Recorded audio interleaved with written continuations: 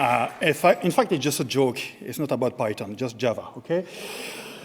Now, I'm a little bit stressed, and I like to play with the jokes.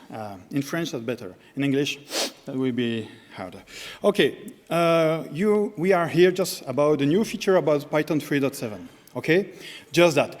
Not about 2.7 and not about 2.8, okay? We are sure that we will use the last version of Python. What can you say? Oh, an empty slide. Sorry. About me, I'm just Stephane. I'm a small contributor of Python, of the Python ecosystem. I am a small contributor of EuroPython because I have the badge with organizer. Thank you to be here. And I'm a fellow member of the PSF, member of EuroPython Society, and you can see there's a blah, blah, blah, blah.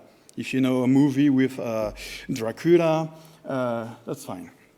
So, with Python 3.7, we have some PEP to respect, of course, because it's a contract with the new version of Python. The first one is just the awesome breakpoint. I'm going to explain that because sometimes when you give a technical training to some newbies, they want to know how to debug with Python. Usually they try to with PyCharm or maybe with Atom or whatever. In this case, we have a new built-in function for that. I'm going to explain about the data classes. I don't want to go into details about this project, but I'm going to give you an overview. Mainly how to define the getAttr and the dir method for a new module, and we will see some other stuff. And the most important is maybe the breakpoint for the first point. So, the breakpoint. When you want to start to debug your software, usually you have this kind of code. I know that the code will give this kind of error. Just divide by 0 is just forbidden.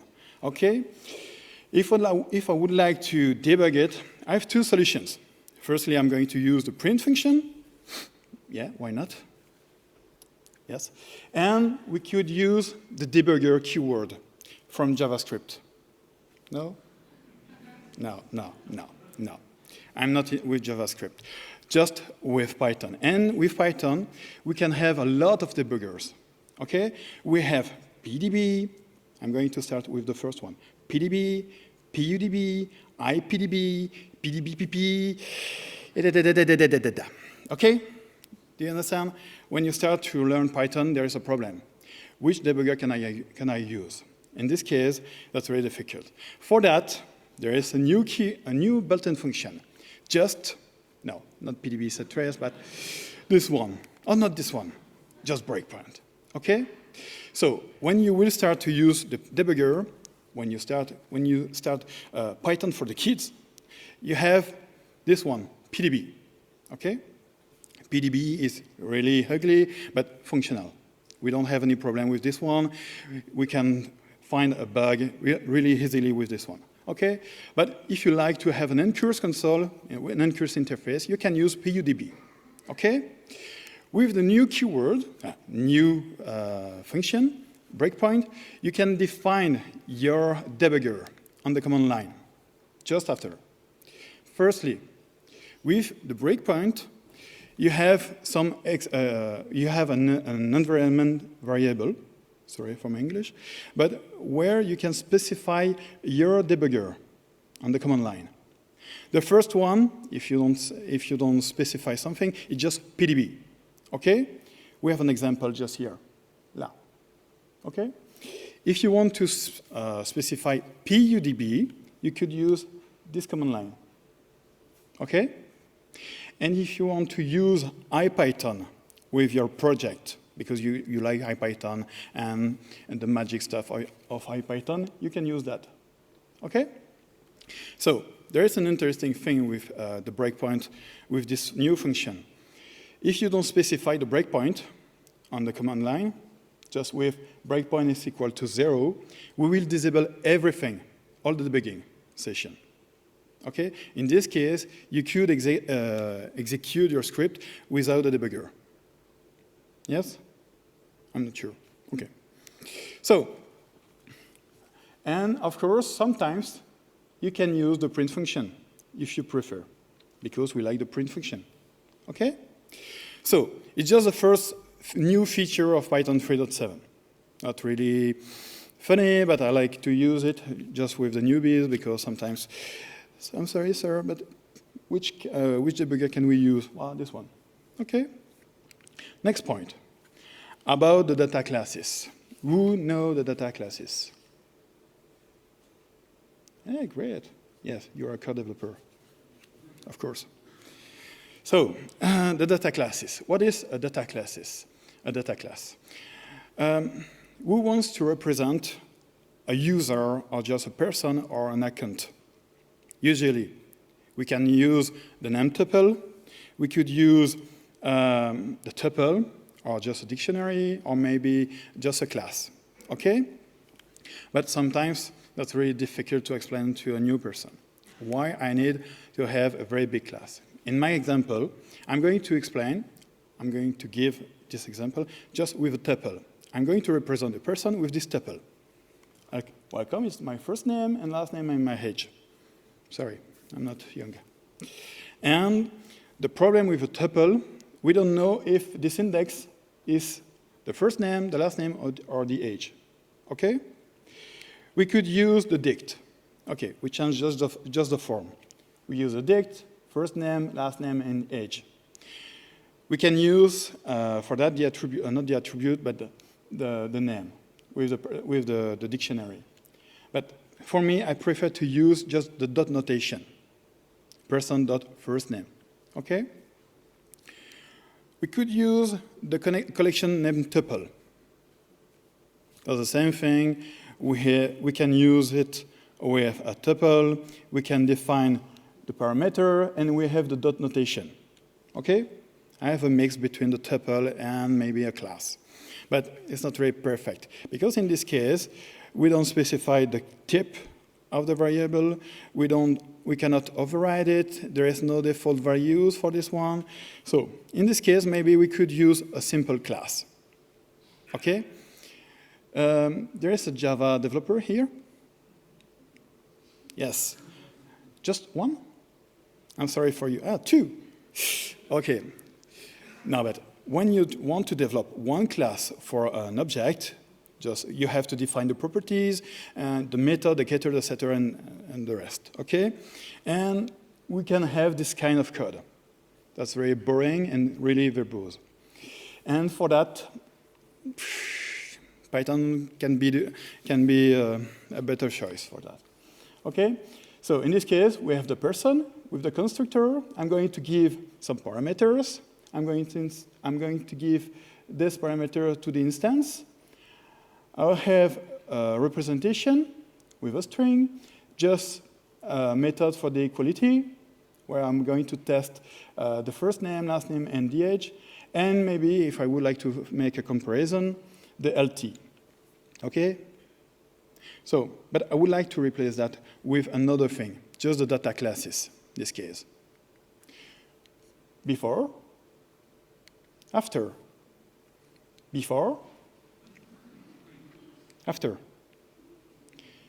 For the next Java developer, you can come. We have a lot of jobs for you.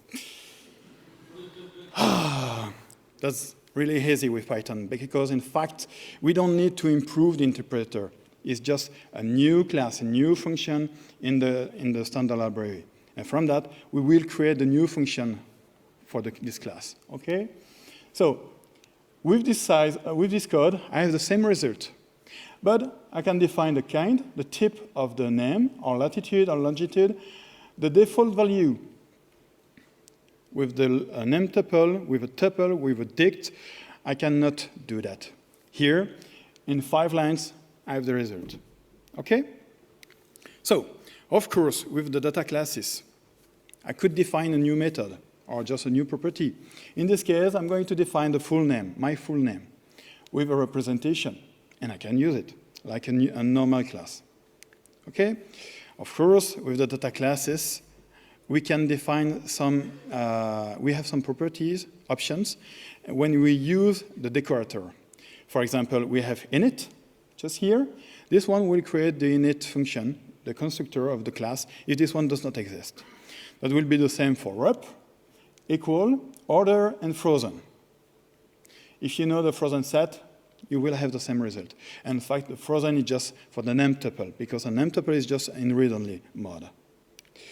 Small example where I'm going to specify keyword parameter just here, and I'm going to have an exception when I try to assign a new value to my edge. Okay? And of course, with the data classes, I can try to work with the inheritance. I can create a person, and I can inherit from this person and create a new user class. Can we do that with the name tuple? No. With the tuple? No. With the dictionary? No. Welcome this new feature. It's just the data classes. Okay? The next point is just, for example, you are developing a new feature or a new function, and in your source code, you have some deprecated functions. Okay? With this kind of code, I'm going to check if I have a function in the deprecated list, this one, alt function, and if my function is deprecated, I'm going to execute a warning at the execution, at the runtime. Just with that. The system, when we will load the library and try to import this function, we will get just a warning, a deprecation warning. Okay? It's a good reason if you want to clear your code, a good tool for that. Okay? So, for the rest, we have the dir function. This one can just change the list of the attributes of a module. It's just sympathetic for the developer. Okay? And it's just an example. Okay. Another thing. Sorry. When you are stressed, you have to drink a lot of water. Who is using the annotation for the type items? Okay. With the current version of Python, this example is correct or not?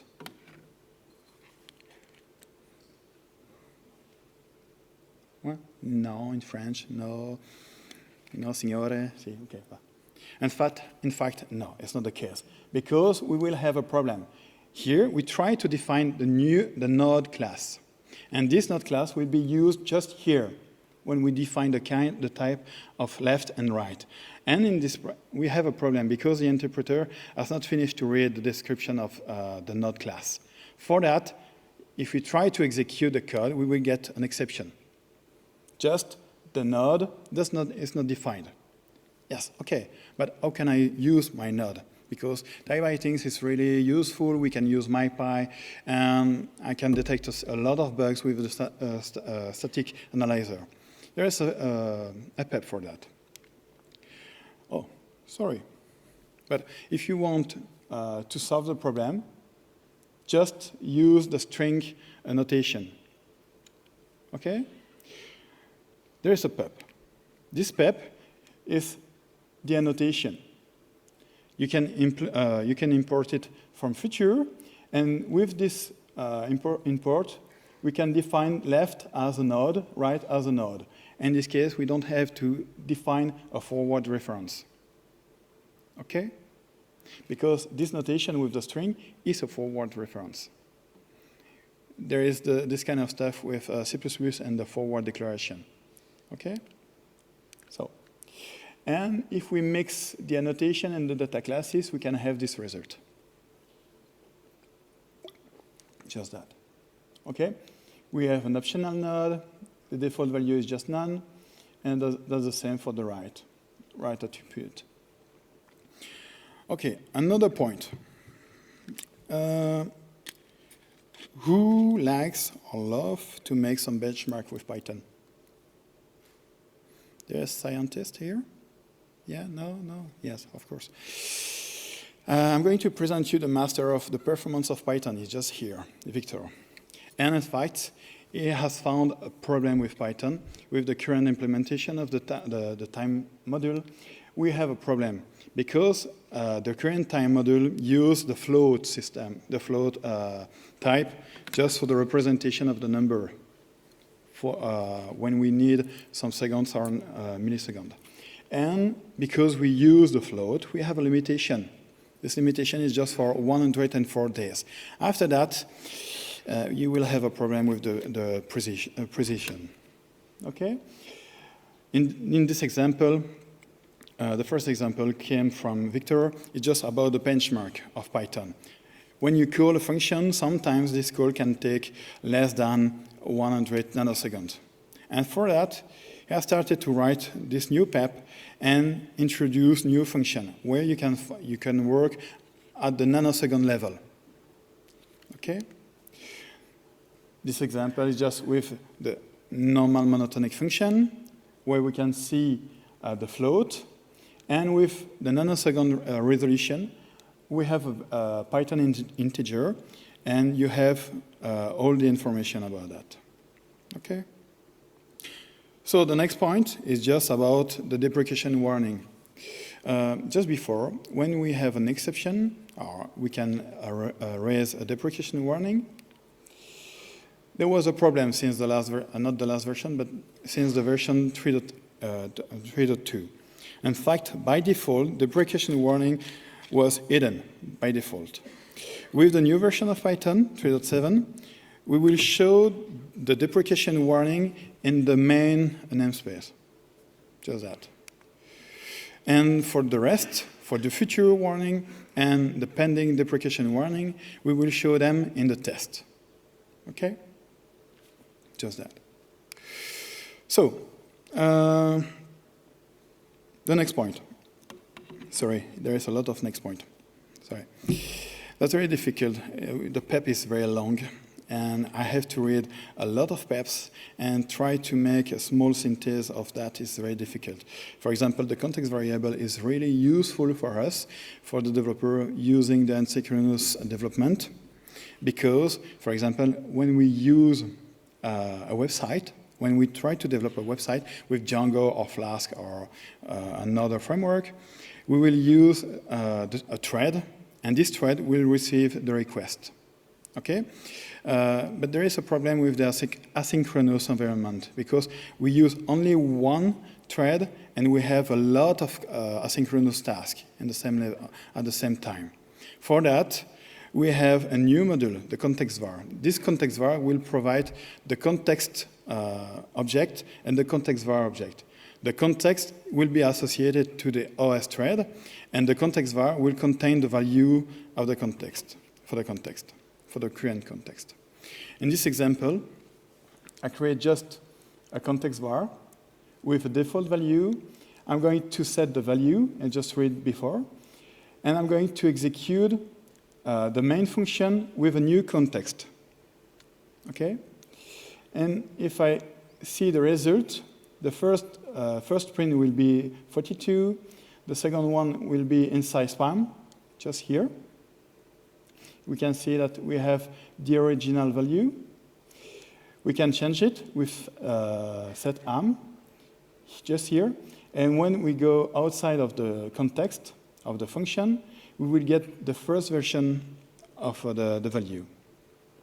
So okay, thank you. When can we use that? Maybe when you want to develop an asynchronous web service, okay, for example. Because with the asynchronous web service, we only have one thread and not a lot of threads. And in this case, we will define a new context var, set just the default value, and we can use it just with the reference, current user in this case. Okay? So, with the context variable, you can start to develop an asynchronous software without any problem, because you don't have the problem with the TLS. For the next thing, it's just about the documentation.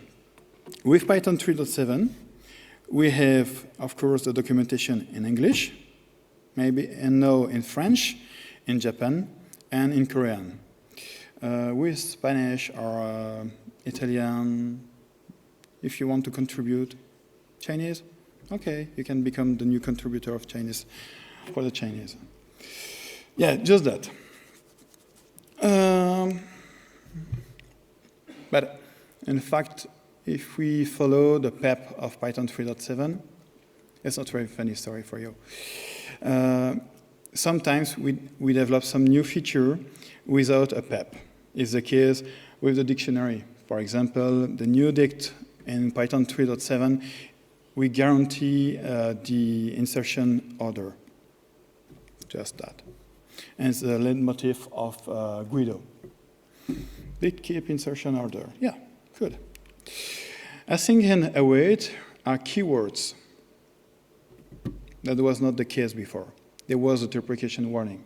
No, it's a keyword. If you want to migrate your code to Python 3.7, don't forget to change the name of your variable or function.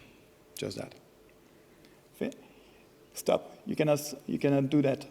Sorry for you. If you have 1 million lines of code, that's for you, not for me. Sorry. No, I am in the same case, and we cannot do that. Therefore, wait. Sorry. So, yes, with Python 3.7, we have some improvements about asyncio. Who likes to use asyncio? 1, 2, 3, 4, yes, 10. Yes, good.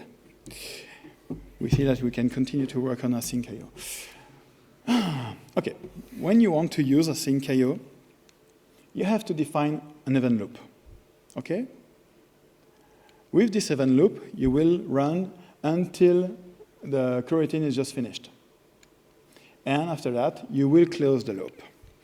Since the new version of Python 3.7, instead of that, just dot. Asyncio run. Sorry, 2 years for this function, but it's 2 years. Yeah, with asyncio, we have some new function. Create task. How to create a task is just a shortcut to the create task of the loop. We can start a TLS connection. For example, you are with an insecure connection. You can start a TLS connection. You can get the current task. You can have all the tasks from the loop. And if you like to send some mail or some files from the web server to your customer, you can use the sock send file. This function will use the kernel, Linux in this case. About the performance, we can see that the get event loop has been completely rewritten in C, just for the performance, more or less at 15 times faster. That's the case for the getter function, the sleep function, and the feature, because feature has been improved. We have some new function on the command line. For example, if you want to know if your import is just slow and why, you can use X import time. You will have a profiling of your import. Yeah. This new parameter is just if you want to use Python in UTF-8, because in some case on Windows, Linux, Python will use the local of the current system, and sometimes we can have some problem. With this parameter on the command line, we will force Python to use UTF-8. Okay. Another thing, if you're a developer of Python, and if you want to have a very big dump of your stack trace, thank you, you can use Python X and dev. This one will enable the debug mode of asyncio, will use the fault handler module just for the dump, and because we like to have a very big dump of a crash, and install some debug hooks for the memory allocation. So, for the rest, and after that I'm going to finish in 5 minutes maybe. Do you like to load your data from your packages with a package resource? Just one. Yes, good. Okay, there is a new function, a new module, resources. Resources is the same behavior of the previous, but with the performance, and without the bullshit. Okay? In fact, I would like to be clean, but PKG resource like to do a lot of useless stuff. Okay? With resources, in fact, there is a very big improvement about the performances, and now we can read a file from the file system, a zip file from the network, or whatever. Okay? A small example, I have my package. I would like to read this file, message.em. With the standard library, I could do that. Try to find the directory of the project and the directory of the data. Try to make the path for the message and read the file. Okay? Or with the pathlib path, we can do that. With importlib resources, in 2 lines, or just 1 line, the second one is just for the import, but with 1 line, you can load a binary file from your package, or from your zip file, or whatever. You can do that with a context manager, if you want to play with the reference to the file. And if you don't like this form with the string, you can use just your module. Import your module, and you want to get a file from your module. You can do. So, of course, we have many improvements and bug fixes in Python 3.7, and Python is faster than the last version, of course. Conclusion.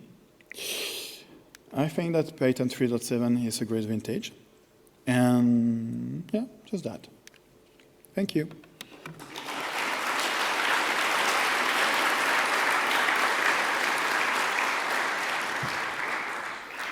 Do you have any question? No. Yeah, is there any question? Please send out and come here. No? What about Python? Sir, please come up.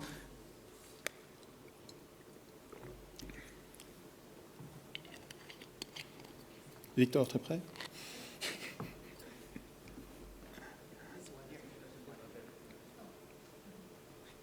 Hi, thanks for your presentation.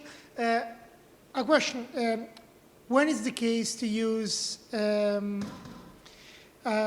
named tuple or a data class? For example, are the performance the same if you are in the case of read-only? Yeah, I understand your question. Of read-only, thanks. Okay, in fact, we don't use, usually, we don't like to use a class, and we prefer to use just a tuple, because a tuple is just more efficient, okay? But then there is a problem. You don't have the notation, the dot notation. You cannot know which in the tuple the position correspond which element. You don't know that. But with the data classes, you have this result. And now, if you have a problem about the performance, you can use a slot with the data classes. Just specify __ slot, and you give your fields. Just that. No more, no less. And you will get the same result. Maybe that will be slower, but it's not significant. Okay? Welcome. No other question about Python 3 or 4.0? No? No? Or Java? No? Okay. Oh, yeah. I confirm it's just the EuroPython, not Euro Java. Okay. Thank you. Thank you again.